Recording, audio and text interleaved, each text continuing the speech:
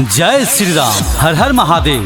श्री श्री 108 श्री महावीर पूजा समिति अखाड़ा नंबर 1 आरना बाजार आप सभी भक्तजनों को हार्दिक हार्दिक अभिनंदन करता है और करता रहेगा।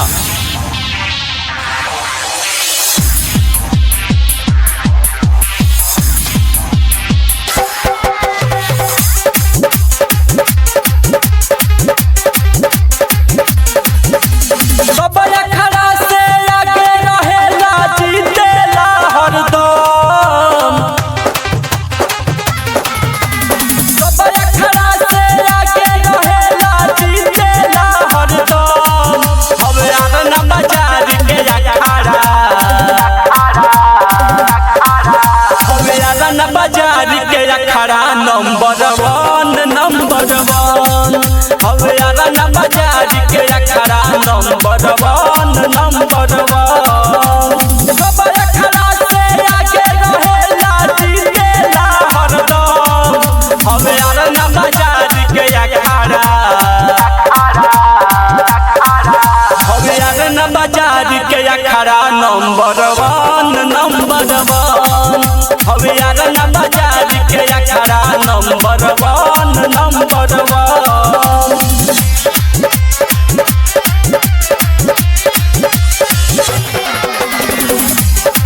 Mix by Durga recording studio Thawe. अखाड़ा के देखे सब भइल बाटे कायर लागल बाटे देहिया में बिजली के पावर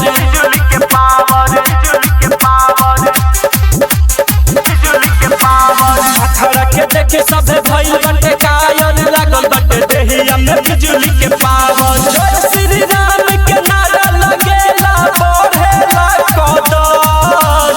जय श्री राम के नारा लगेला बढ़ेला कदम। हवे आना बाजार के अखाड़ा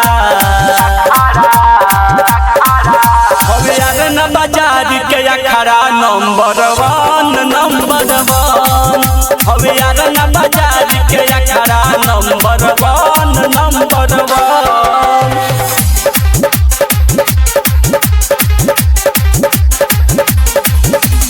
बोलती कवन त गरमी निछार रे आराना के लइका सब होले सरंगा डार रे